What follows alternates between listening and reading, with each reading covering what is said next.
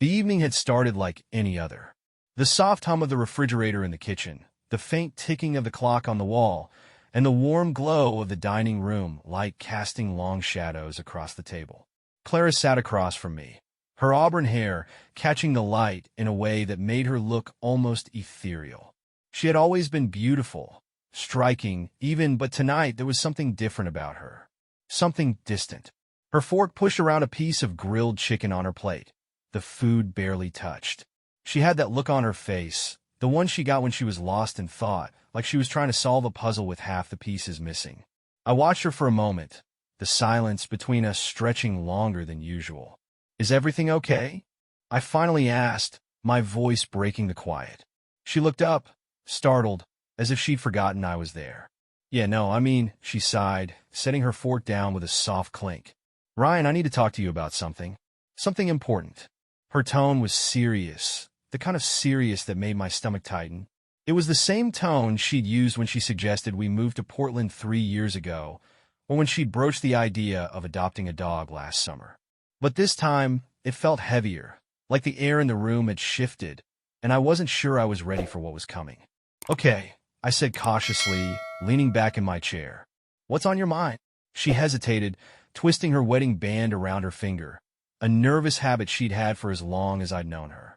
"I've been thinking about us, about how we've been together for so long, and maybe it's time to try something new." I frowned, my mind racing through possibilities. A new hobby? A vacation? A career change? Something new? Like what? She took a deep breath, her eyes meeting mine. "I think we should consider an open marriage." The words hit me like a punch to the gut. For a moment, I thought I'd misheard her.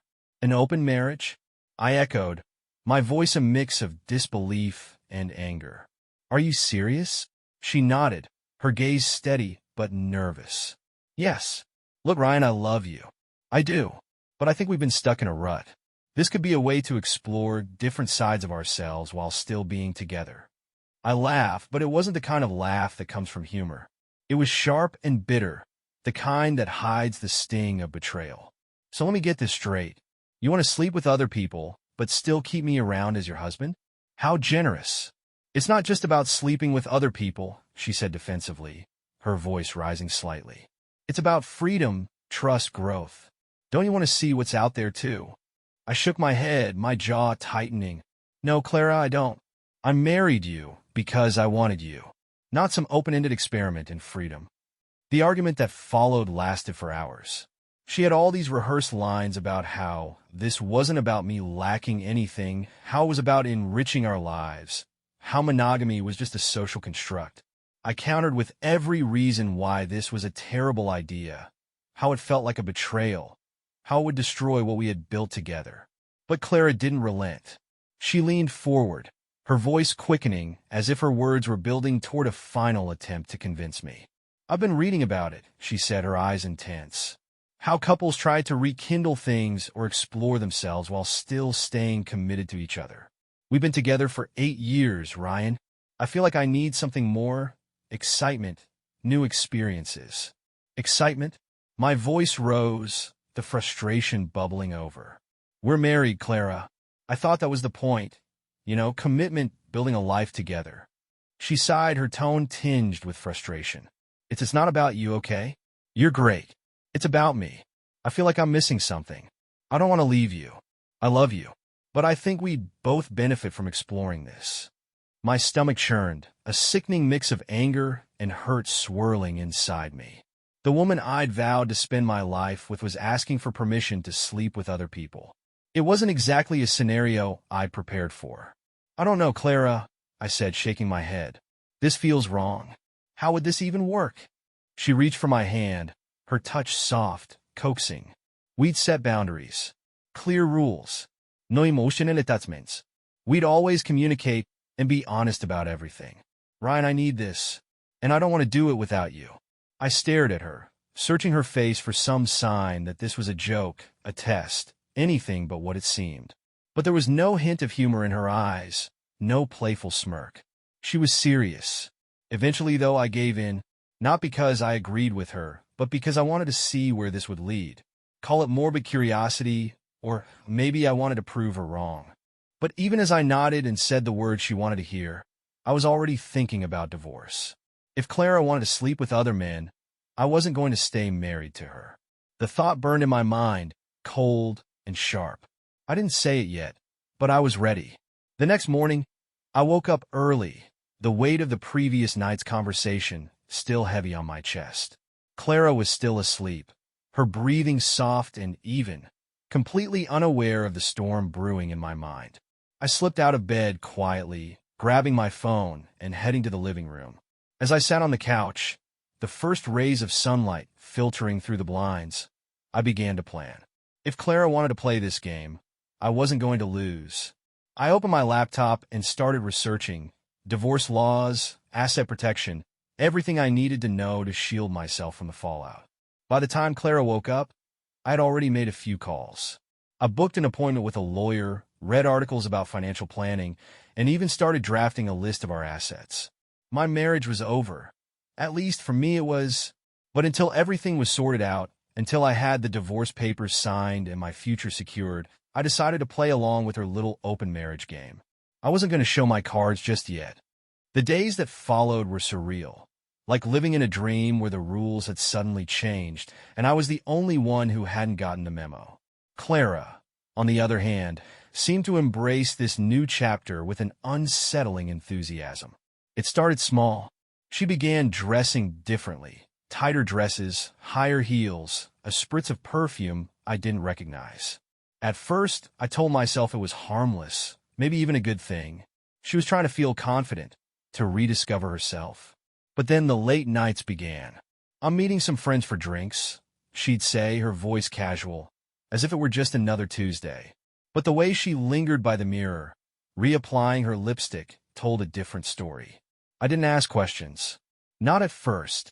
I told myself I was giving her space, respecting the boundaries we'd supposedly set. But deep down, I knew the truth. I was biding my time. Meanwhile, I threw myself into my own preparations. My lawyer, a sharp woman named Lisa, had been a godsend. She walked me through the process of protecting my assets, ensuring that when the time came, Clara wouldn't be able to take everything we'd built together. "You're doing the right thing," Lisa said during one of our meetings. "It's not about being vindictive. It's about protecting yourself." I nodded, but the guilt still gnawed at me. Was I being cold? Calculating? Maybe. But Clara had been the one to open this door, and I wasn't going to let her walk through it without consequences. Then came the turning point. It was a Saturday afternoon, and Clara's best friend, Mia, had come over for coffee. Mia had always been a constant in our lives, bubbly, sarcastic, and fiercely loyal to Clara. She was the kind of person who could light up a room just by walking in, and I'd always liked her. The three of us sat in the living room, the conversation flowing easily until Clara's phone buzzed.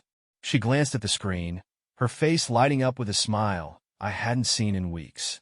"I need to take this," she said, already standing. "I'll be right back." Mia and I were left alone, the silence between us stretching awkwardly. I busied myself with refilling our coffee cups, but I could feel her eyes on me. "She's really diving into this whole open marriage thing," Mia said finally, her voice low. I froze, the coffee pot hovering over her cup. "What makes you say that?" She shrugged, her expression unreadable. "I see how she's been acting. The late nights, the new clothes. It's like she's a different person." Her words struck a chord, and for the first time, I felt a flicker of validation. Someone else had noticed. Someone else saw what I was seeing. "It's not fair to you," Mia added, her voice softening. "You don't deserve this." I didn't know what to say. The kindness in her tone, the way she looked at me, not with pity, but with something deeper, caught me off guard. Over the next few days, Mia and I started talking more. At first, it was innocent, texts about mutual friends, funny memes, the occasional check-in. But then the conversations grew deeper. She became my confidant, the one person who didn't make me feel like I was losing my mind. One evening, Mia texted me. "K? Want to grab a drink? I could use a night out." Asterisk. I hesitated, glancing at the clock. Clara was out again, her location shared on her phone, a boundary we'd agreed to, though I doubted she was sticking to it. I typed back, asterisk sure. Where? Asterisk. We met at a local bar, the kind of place with dim lighting and a jukebox in the corner. The conversation was easy, lighthearted, and for the first time in weeks, I felt like I could breathe. But then, as the night wore on, something shifted. Mia leaned in closer, her laughter lingering a little too long, her eyes holding mine a little too intently. I told myself it was nothing, that I was reading too much into it. But when she reached for my hand, her touch sending a jolt through me, I knew I wasn't imagining it. Ryan, she said, her voice low, I've always liked you. More than I should have, maybe. But you were married to Clara, and I would never. Her words trailed off, but the meaning was clear. And for the first time, I didn't pull away. The next morning, I woke up with a knot in my stomach.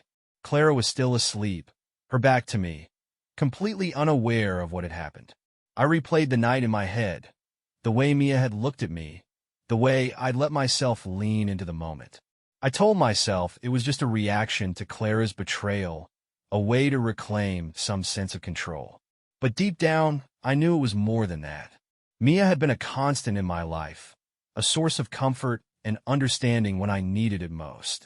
And now, she was something else entirely. As I got ready for work, my mind raced. Clara had wanted an open marriage, and now she had won. But she wasn't the only one playing the game. The days that followed were a blur. Clara continued her late nights, her phone buzzing with notifications she never explained. I didn't ask. I didn't want to know. Instead, I focused on Mia. Our connection grew stronger with each passing day. What had started as innocent conversations and shared laughs had turned into something deeper, something undeniable. We texted constantly, our messages growing more personal, more intimate. And then one evening it happened. Mia invited me over to her apartment under the guise of watching a movie. But we both knew it wasn't about the movie. As soon as I walked through the door, the tension between us was palpable. She smiled, her eyes locking with mine. And in that moment, I knew there was no turning back. I've wanted this for so long, she whispered, her voice trembling with vulnerability.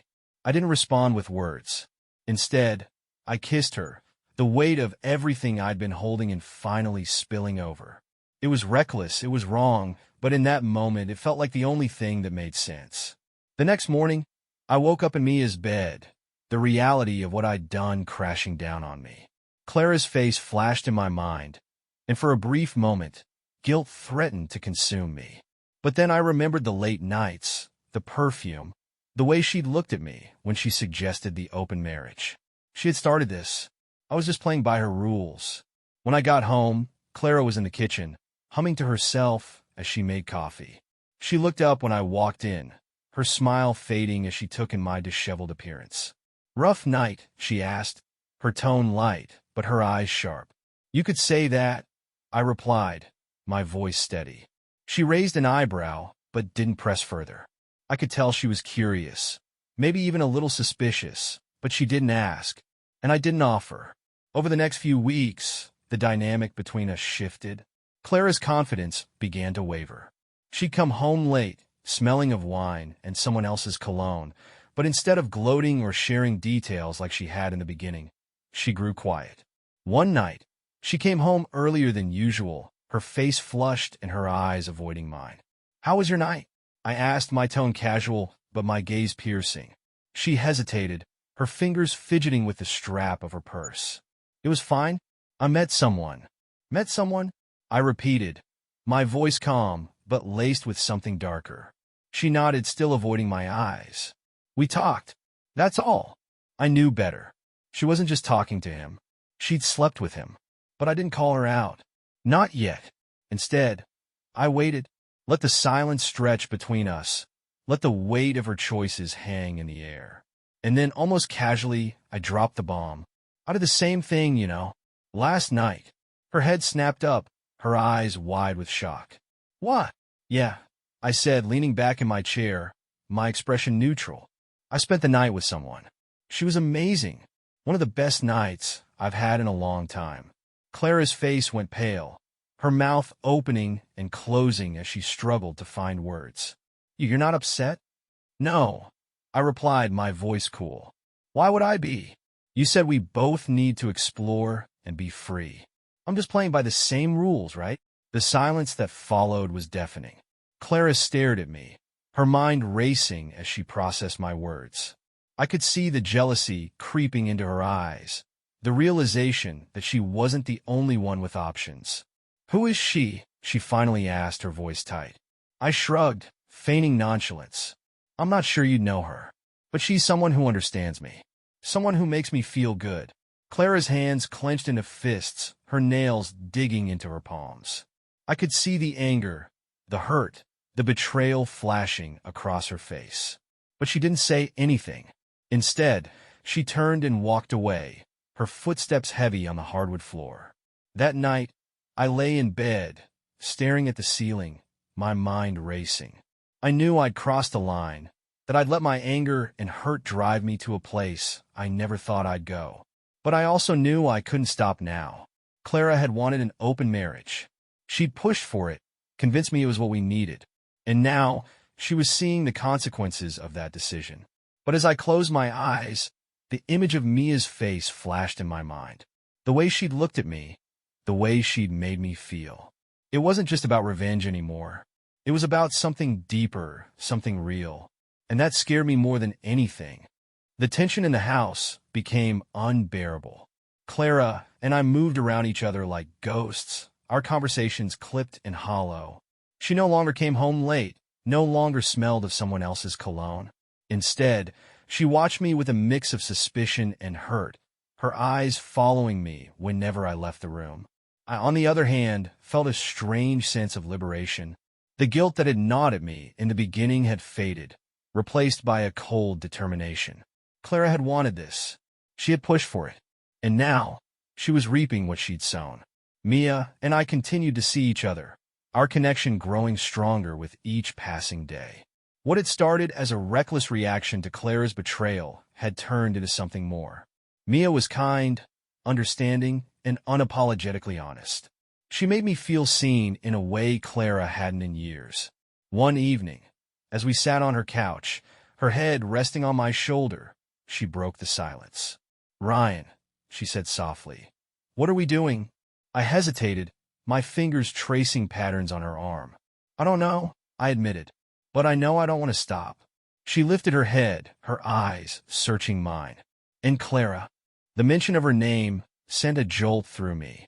"Clara made her choice," I said, my voice firm. "She wanted this. She wanted freedom, and now she has it." Mia nodded, but there was a flicker of doubt in her eyes. I don't want to be the reason your marriage falls apart." "You're not," I said quickly, pulling her closer. "Clara did that all on her own." But as much as I tried to convince myself, I knew the truth wasn't that simple. Clara's pain was real, and no matter how much I tried to justify my actions, I couldn't shake the feeling that I'd crossed a line I could never uncross. One night, Clara confronted me.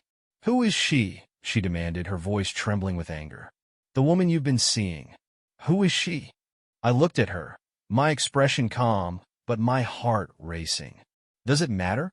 "Yes, it matters," she shouted, her eyes blazing. "You're my husband, Ryan, or at least, you were supposed to be."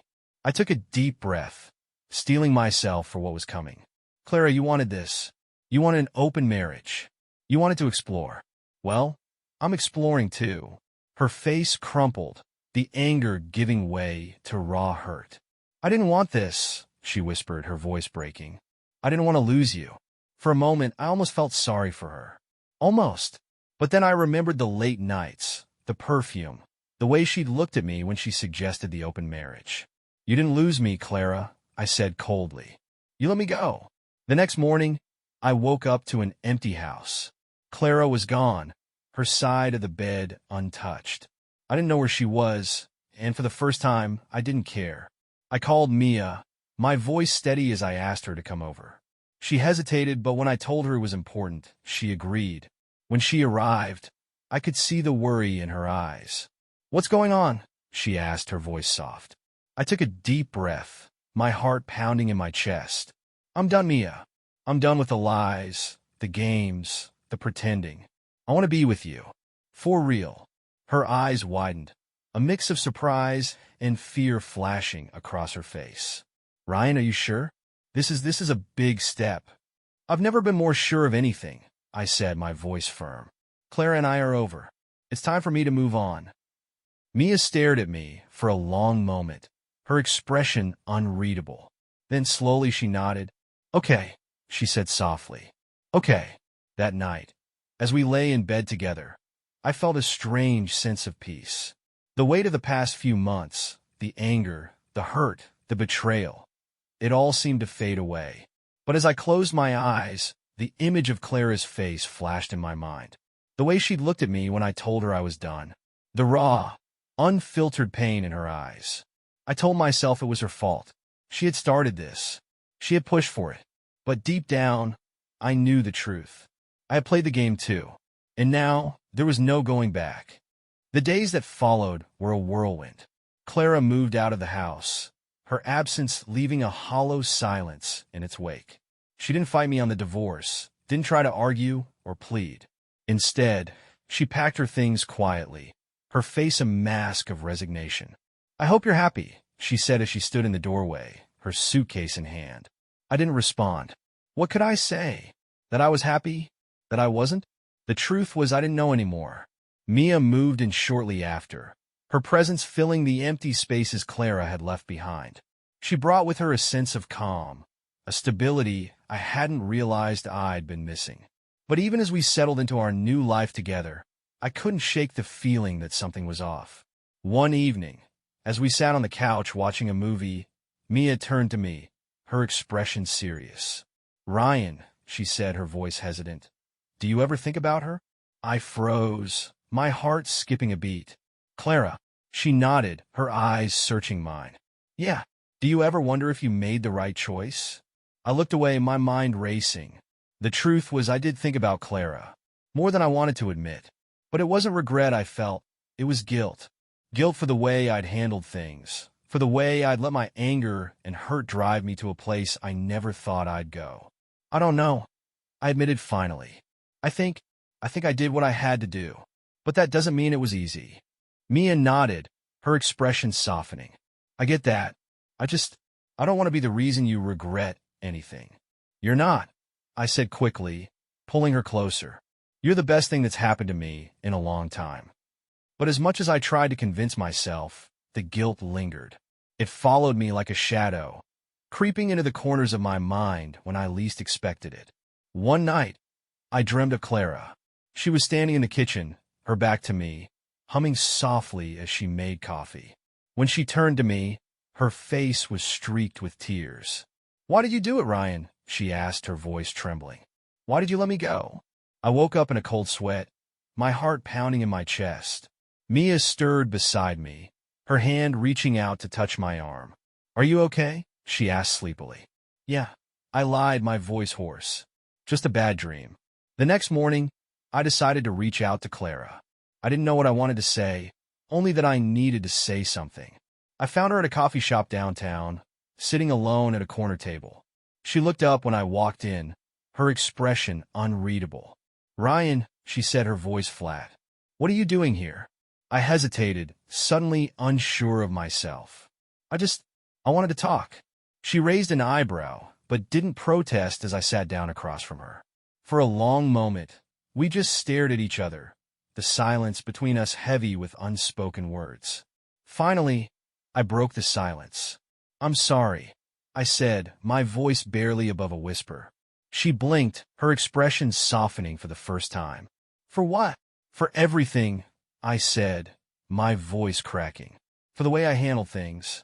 For letting my anger get the best of me. For not fighting for us. Clara stared at me, her eyes filling with tears. You don't get to do this, Ryan, she said, her voice trembling. You don't get to apologize and make everything okay. I know, I said quickly. I'm not trying to fix anything. I needed you to know that I'm sorry. She nodded, her tears spilling over. I'm sorry too, she whispered. For everything.